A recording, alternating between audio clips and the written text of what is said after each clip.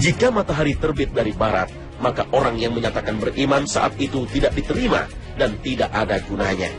Demikian pula dengan orang yang bertobat. Apapun yang dilakukan, amalan apapun untuk bertobat kepada Allah dan penyesalan sedalam apapun, saat itu semuanya tak berguna. Saat itulah Allah Subhanahu wa Ta'ala menutup rapat pintu taubat. Saat matahari terbit, manusia akan menyaksikan kedahsyatan kiamat bermula, sehingga membuat siapapun yang melihat dan merasakannya akhirnya membuat mereka untuk membenarkan Allah dan tanda-tanda kebesarannya. Maka penyesalan dan keinginan untuk beriman telah tertutup. Nasib mereka sama dengan nasib orang yang menyaksikan siksa Allah Subhanahu wa Ta'ala, sebagaimana firman-Nya. Maka tatkala mereka melihat azab kami, mereka berkata, kami beriman hanya kepada Allah saja, dan kami kafir kepada sembahan-sembahan yang telah kami persekutukan dengan Allah. Maka iman mereka tiada berguna bagi mereka tatkala mereka telah melihat siksa kami. Itulah sunnah Allah yang telah berlaku terhadap hamba-hambanya. Dan di waktu itu binasalah orang-orang kafir. Al-Quran Surah Al-Mu'min ayat 84 hingga 85. Menjelaskan ayat ini, Al-Qurtubi menjelaskan bahwa orang-orang yang mengalami matahari terbit dari barat hukumnya sama dengan orang yang tengah sakaratul maut. Saat itu keinginan untuk bermaksiat dan eksplorasi syahwat tak lagi ada. Maka orang yang bertaubat pada kesempatan seperti itu tidak akan diterima taubatnya, sebagaimana halnya taubat orang yang sedang sakaratul maut. Intinya, seperti yang dijelaskan Ibnu Katsir, jika tumbuh keimanan pada orang kafir ketika itu, maka keimanannya tidak akan diterima.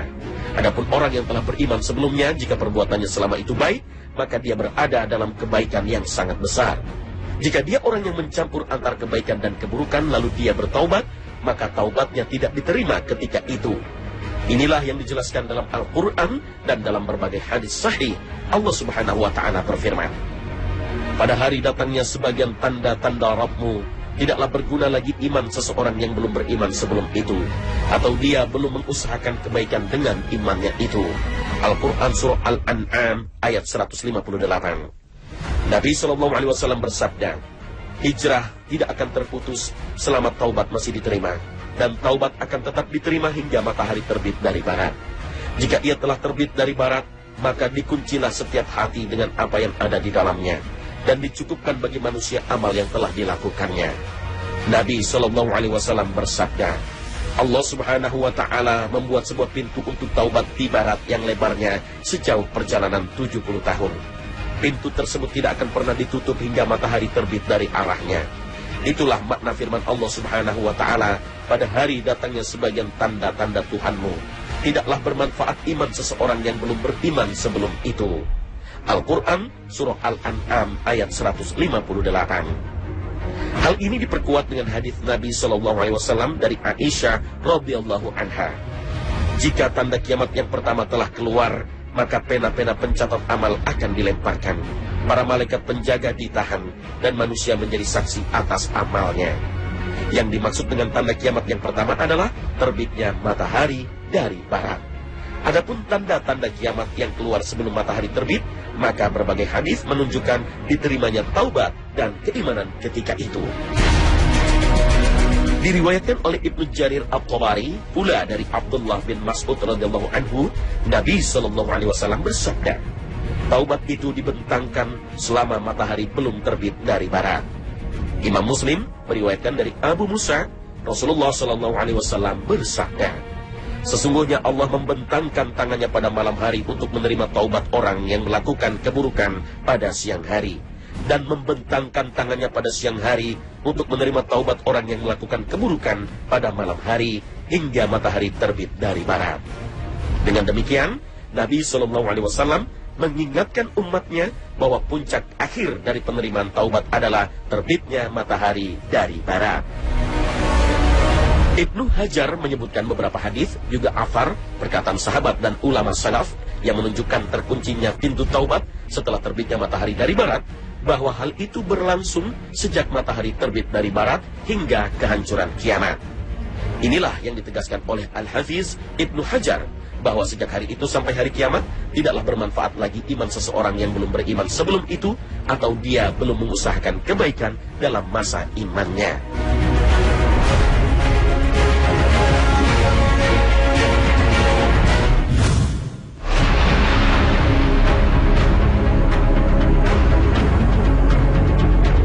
antara rangkaian kiamat adalah akan muncul binatang dari bumi, bisa berbicara pada manusia, bahkan bertindak memberi tanda pada masing-masing orang.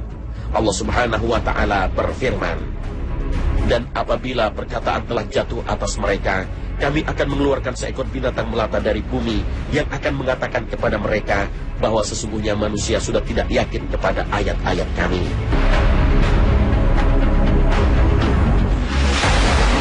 Tanda kiamat besar ini akan terjadi berbarengan atau berdekatan dengan terbitnya matahari dari barat.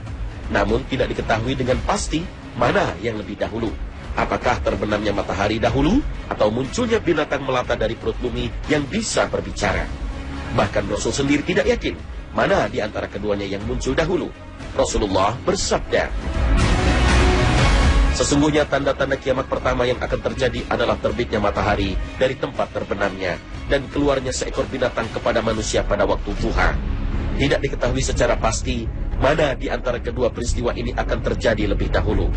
Tetapi yang jelas keduanya akan terjadi dalam waktu yang berdekatan."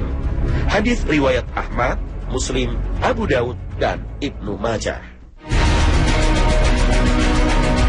Menurut Ibnu Hajar, kemungkinan binatang bumi ini akan muncul pada hari terbitnya matahari dari barat. Dari makna lahiriah hadis ini, bahwa yang terjadi lebih dahulu adalah terbitnya matahari dari barat. Mengapa demikian? Karena hikmahnya adalah ketika matahari terbit dari barat, tertutuplah pintu tobat. Maka keluarnya binatang bumi tersebut untuk membedakan antara orang mukmin dengan orang kafir dan menekankan maksud dari tertutupnya pintu tobat. Barangkali yang menyebabkan dua tanda ini akan terjadi dalam urutan yang berdekatan atau bahkan bersamaan adalah karena terjadinya salah satu dari dua tanda ini akan menutup pintu taubat. Wallahu a'lam. Ketika matahari telah terbit dari barat, maka tertutuplah pintu taubat. Disinilah manusia mulai dikelompokkan, mukmin atau kafir. Lalu muncullah binatang bumi yang akan menekankan bahwa pintu tobat benar-benar telah tertutup dengan memberi tanda pada orang-orang mukmin atau kafir. Lalu seperti apakah binatang itu? Ia adalah seekor binatang yang besar, berbulu panjang, berbulu roma pendek, dan halus, dan mempunyai beberapa kaki. Bentuknya besar, akan tetapi kita tidak menemukan hadis-hadis sahih yang menerangkan sifat-sifat besarnya. Namun ada keterangan yang menjelaskan secara rinci tentang ciri binatang ini, yaitu apabila ia keluar dari sebuah celah di Bukit Safa secepat lari kuda selama 3 hari, maka belum akan keluar sepertiga daripadanya.